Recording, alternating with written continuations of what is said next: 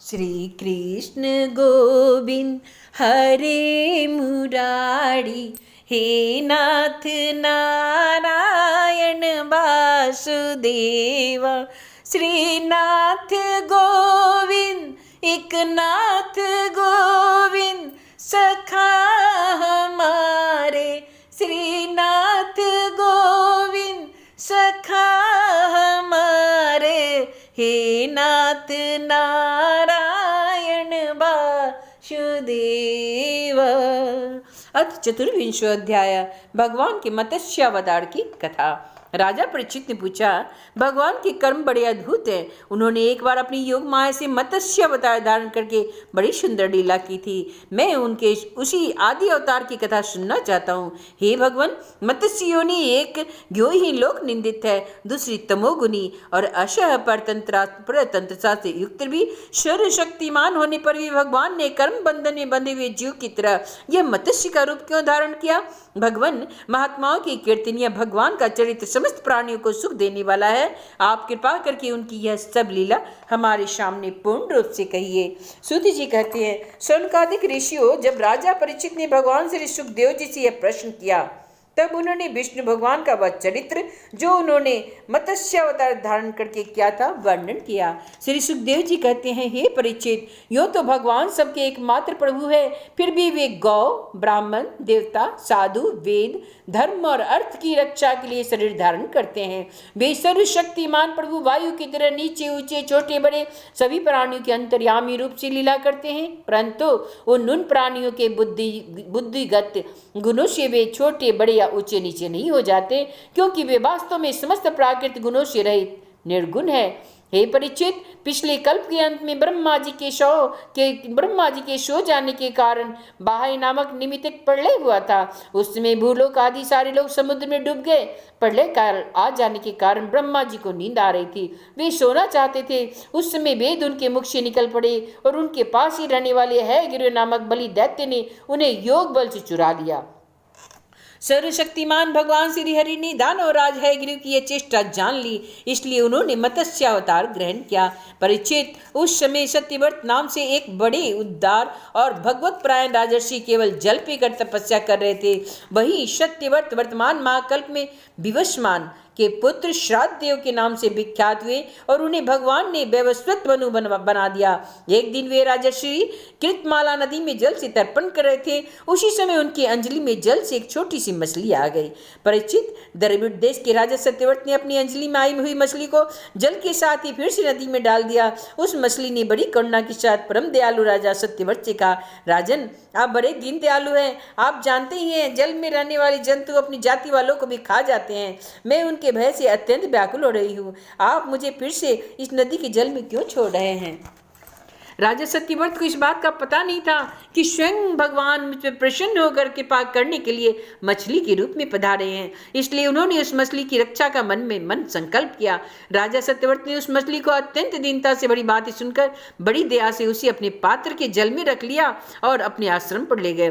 आश्रम लाने के बाद एक रात में वह मछली उस कमंडलू में इतनी बढ़ गई कि उसमें उसके लिए स्थान ही न रहा। उस समय मछली ने राजा से कहा, अब तो इस कमंडलू में मैं कष्टपूर्वक भी नहीं रह सकती, अतः मेरे लिए कोई बड़ा सा स्थान नियत कर दे जहाँ मैं सुखपूर्वक रह सकूं। राजा सत्यव्रत ने मछली को कमंडलू से निकालकर एक बहुत बड़े पानी के मटके में रख दिया, परंतु वहां डालने पर वह मछली 2 ही घड़ी में 3 हाथ बढ़ गई। फिर उसने राजा सत्यव्रत से कहा, राजन, अब यह मटका तो मेरे लिए पर्याप्त नहीं है, इसमें मैं सुखपूर्वक नहीं रह सकती। मैं तुम्हारी शरण में हूँ, इसलिए मेरे रहने योग्य कोई बड़ा सा स्थान मुझे दो।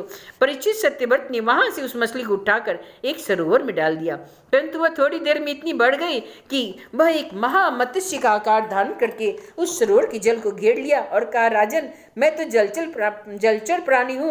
इस सरोवर का जल भी मेरे सुखपूर्वक रहने के लिए प्राप्त नहीं, इसलिए आप मेरी रक्षा कीजिए और मुझे किसी अगाध सरोवर में रख दीजिए। मत्स्य भगवान के इस प्रकार कहने पर वे एक एक करके उन्हें कई अटूट जल वाले सरोवर में ले गए, किंतु जितना बड़ा सरोवर होता उतने ही बड़े वे बन जाते। अंत में उन्होंने उन लीला मत्स्य को समुद्र में छोड़ दिया। समुद्र में डालते समय मत्स्य भगवान ने सत्यवती का वीर, समुद्र में बड़े बड़े बलि मगर आदि रहते हैं, वे मुझे खा जाएंगे, इसलिए आप मुझे समुद्र जल में मत छोड़िए। मत्स्य भगवान की मधुर वाणी सुनकर राजा सत्यवत मुग्ध हो गए। उन्होंने कहा, मत्स्य का रूप धारण करके मुझे मोहित करने वाले आप कौन हैं? आपने एक ही दिन में 400 कोस के विस्तार का सरोवर घेर लिया। आज तक ऐसी शक्ति रखने वाला जलचर जीव तुम न मैंने कभी देखा है और न कभी सुना है। अवश्य आप साक्षात सर्वशक्तिमान सर्वांतर्यामी अविनाशी श्री हरि है। जीवों पर अनुग्रह करने के लिए ही आपने जलचर का रूप धारण किया है। पुरुषोत्तम, आप जगत की उत्पत्ति, स्थिति और प्रलय के स्वामी हैं। आपको मैं नमस्कार करती हूँ। हे प्रभु, हम शरणागत भक्तों के लिए आप ही आत्मा और आश्रय है। यद्यपि आपके सभी लीलावतार प्राणियों के अभ्युदय के लिए ही होते हैं, तथापि मैं यह जानना चाहता हूँ कि आपने यह रूप किस उद्देश्य से ग्रहण किया। हे कमल नयन प्रभु, जैसे देहादि अनात्म पदार्थों में अपनेपन का अभिमान करने वाले संसारी पुरुषों का आश्रय व्यर्थ होता ही है, उसी प्रकार आपके चरणों की शरण तो व्यर्थ हो ही नहीं सकती, क्योंकि आप सबके अहेतुक प्रेमी, परम प्रियतम और आत्मा है। आपने इस समय जो रूप धारण करके हमें दर्शन दिया है वह भी बड़ा अद्भुत है। श्री सुखदेव जी कहते हैं, हे परीक्षित, भगवान अपने अनन्य प्रेमी भक्तों पर अत्यंत प्रेम करते हैं। जब जगतपति मत्स्य भगवान ने अपने प्यारे भक्त राजर्षि सत्यव्रत की प्रार्थना सुनी तो उनका प्रिय और हित करने के लिए आए वे साथ ही कल्पांत के प्रलयकालीन समुद्र में विहार करने के लिए उनसे कहा। श्री भगवान ने कहा, सत्यव्रत, आज से 7वें दिन भूलोक आदि तीनों लोग प्रलय के समुद्र में डूब जाएंगे। उस समय जब तीनों लोग प्रलय काल की जलराशि में डूबेंगे तब मेरी प्रेरणा से तुम्हारे पास एक बहुत बड़ी नौका आएगी। उस समय तुम समस्त प्राणियों के सूक्ष्म शरीरों को लेकर सप्त ऋषियों के साथ उस नौका पर चढ़ जाना और समस्त धान तथा छोटे बड़े अन्य प्रकार के बीजों को भी साथ रख लेना। उस समय सब और एकमात्र महासागर लहरा रहा होगा, प्रकाश भी नहीं होगा।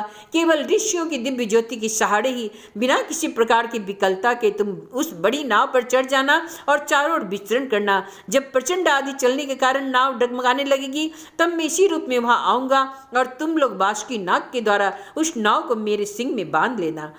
सत्यव्रत, इसके बाद जब तक ब्रह्मा जी की रात रहेगी तब तक मैं ऋषियों के साथ में उस नाव में बैठाकर उसे खींचता हुआ समुद्र में विचरण करूंगा। उस समय जब तुम प्रश्न करोगे तब मैं तुम्हें उपदेश दूंगा। मेरे अनुग्रह से मेरे वास्तविक महिमा, जिसका नाम है परब्रह्म, तुम्हारे हृदय में प्रकट हो जाएगी और तुम उसे ठीक ठीक जान लोगे। भगवान राजा सत्यव्रत की आदेश देकर अंतर ध्यान हो गए।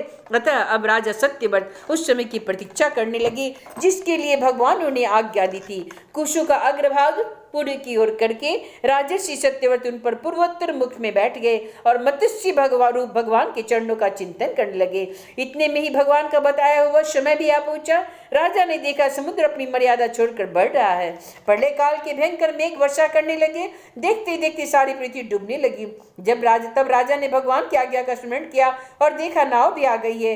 तब वे धान्य बीजों को लेकर सप्त ऋषियों के साथ उस पर सवार हो गए। सप्त ऋषियों ने बड़े प्रेम से राजा सत्यव्रत से कहा, राजन, तुम भगवान का ध्यान करो, वे ही हमें इस संकट से बचाएंगे और हमारा कल्याण करेंगे। उनकी आज्ञा से राजा ने भगवान का ध्यान किया। उसी समय उस महान समुद्र में मत्स्य के रूप में भगवान प्रकट हुए। मत्स्य भगवान का शरीर सोने की समान दैदीप्यमान था और शरीर का विस्तार था 4 लाख कोस। उनके शरीर में एक बड़ा भारी सिंह भी था। भगवान पहले जैसे आज्ञा देते उसके अनुसार वह नौका बांसुरी नाग के द्वारा भगवान के सिंह में बांध दी गई और राजा सत्यव्रत ने प्रसन्न होकर भगवान की स्तुति की। राजा सत्यव्रत ने कहा, प्रभु, संसार के जीवों का आत्मज्ञान अनादि अविद्या से ढक गया है। इसी कारण वे संसार के अनेक कलेशों के भार से पीड़ित हो रहे हैं। जब अनायास ही आपके अनुग्रह से वे आपकी शरण में पहुंच जाते हैं तब आपको प्राप्त कर लेते हैं। इसलिए हमें बंधन से छुड़ाकर वास्तविक मुक्ति देने वाले परम गुरु आप ही हैं। यह जीव अज्ञानी है, अपने ही कर्मों से बंधा हुआ है। वह सुख की इच्छा से दुखप्रद कर्मों का अनुष्ठान करता है। जिनकी सेवा से उनका यह ज्ञान नष्ट हो जाता है वे ही मेरे परम गुरु आप मेरे हृदय की गांठ काट दे। जैसे अग्नि में तपाने से सोने चांदी के मल दूर हो जाते हैं और उनका सच्चा स्वरूप निखर आता है, वैसे ही आपकी सेवा से जीव अपने अंतःकरण का ज्ञान रूप मल त्याग देता है और अपने वास्तविक स्वरूप में स्थित हो जाता है। आपका सर्वशक्तिमान अभिमानी प्रभु ही हमारे गुरुजनों के भी परम गुरु है, अतः आप ही हमारे भी गुरु बने। जितने भी देवता, गुरु और संसार के दूसरे जीव हैं, वे सब अपनी स्वतंत्र रूप से एक साथ मिलकर भी कृपा करें तो आपकी कृपा के 10,000वें अंश के बराबर भी नहीं कर सकते। हे प्रभु, आप सर्वशक्तिमान है, मैं आपकी शरण ग्रहण करती हूँ। जैसे अंधा अंधे को ही पथ प्रदर्शक बना ले, तो वैसे ही अज्ञानी जीव अज्ञानी को ही अपना गुरु बनाते हैं। आप सूर्य के समान स्वयं प्रकाश और समस्त इंद्रियों के प्रेरक है। हम आत्म तत्व के जिज्ञासु आपको ही अपने गुरु के रूप में वर्ण करते हैं। अज्ञानी मनुष्य अज्ञानी को जिस ज्ञान का उपदेश करता है, वह तो अज्ञान ही है। उसके द्वारा संसार रूप अघोर अंधकार को अधिकाधिक प्राप्ति होती है, परंतु आप तो उस अविनाशी और अमोघ ज्ञान का उपदेश करते हैं जिससे मनुष्य अनायास ही अपने वास्तविक स्वरूप को प्राप्त कर लेता है। आप सारे लोग के शरीर, प्रियतम ईश्वर और आत्मा है। गुरु उसके द्वारा प्राप्त होने वाला ज्ञान और अभिष्ट की सिद्धि भी आपका ही स्वरूप है। फिर भी कामनाओं के बंधन में जकड़े जाकर लोग अंधे हो रहे हैं। उन्हें इस बात का पता ही नहीं कि आप उनके हृदय में ही विराजमान हैं। आप देवताओं के भी आराध्य देव, परम पूजनीय परमेश्वर है। मैं आपसे ज्ञान प्राप्त करने के लिए आपकी शरण में आया हूँ। हे भगवान, आप परमार्थ को प्रकाशित करने वाले अपनी वाणी के द्वारा मेरे हृदय को ग्रंथि को काट डालिए और अपने स्वरूप को प्रकाशित कीजिए। श्री सुखदेव जी कहते हैं, परीक्षित, जब राजा सत्यव्रत ने इस प्रकार प्रार्थना की, तब मत्स्य रूपधारी पुरुषोत्तम भगवान ने प्रलय के समुद्र में विहार करते हुए उन्हें आत्म तत्व का उपदेश दिया। भगवान ने राजर्षि सत्यव्रत को अपने स्वरूप की संपूर्ण रहस्य का वर्णन करते हुए ज्ञान, भक्ति और कर्म योग से परिपूर्ण दिव्य पुराण का उपदेश किया, जिसको मत्स्य पुराण कहते हैं। सत्यव्रत ने ऋषियों के साथ नाव में बैठे हुए ही संदेह रहित होकर भगवान के द्वारा उपदिष्ट सनातन ब्रह्म स्वरूप आत्म तत्व का श्रवण किया। इसके बाद जब पिछले प्रलय का अंत हो गया, तब ब्रह्मा जी की नींद टूटी। तब भगवान ने है गिरिवासुर को मारकर उसके वेद छीन लिए और ब्रह्मा जी को दे दिए। भगवान की कृपा से राजा सत्यव्रत ज्ञान और विज्ञान से संयुक्त होकर इस कल्प में वैवस्वत मनु हुए। अपनी योग माया से मत्स्य रूप धारण करने वाले भगवान विष्णु और राजर्षि सत्यव्रत का यह संवाद एवं श्रेष्ठ आख्यान सुनकर मनुष्य सब प्रकार के पापों से मुक्त हो जाता है। जो मनुष्य भगवान के इस अवतार का प्रतिदिन कीर्तन करता है, उसके सारे संकल्प सिद्ध हो जाते हैं और उसे परम गति की प्राप्ति होती है। प्रलयकालीन समुद्र में जब ब्रह्मा जी सो गए थे, उनकी सृष्टि शक्ति लुप्त हो गई थी। उस समय उनके मुख से निकली हुई श्रुतियों को चुराकर हयग्रीव दैत्य पाताल में गया था। भगवान ने उसे मारकर वे श्रुतियां ब्रह्मा जी को लौटा दी एवं सत्यव्रत एवं सप्त ऋषियों को ब्रह्म तत्व का उपदेश किया। उन समस्त जगत के परम कारण लीला मत्स्य भगवान को मैं नमस्कार करती हूँ। इति श्रीमद्भागवते महापुराणे वैयासिक्याम अष्टादश सहस्रया परमहंस्या संहितायाम अष्टम स्कंदे मत्स्यावतार चरितानुवर्णनम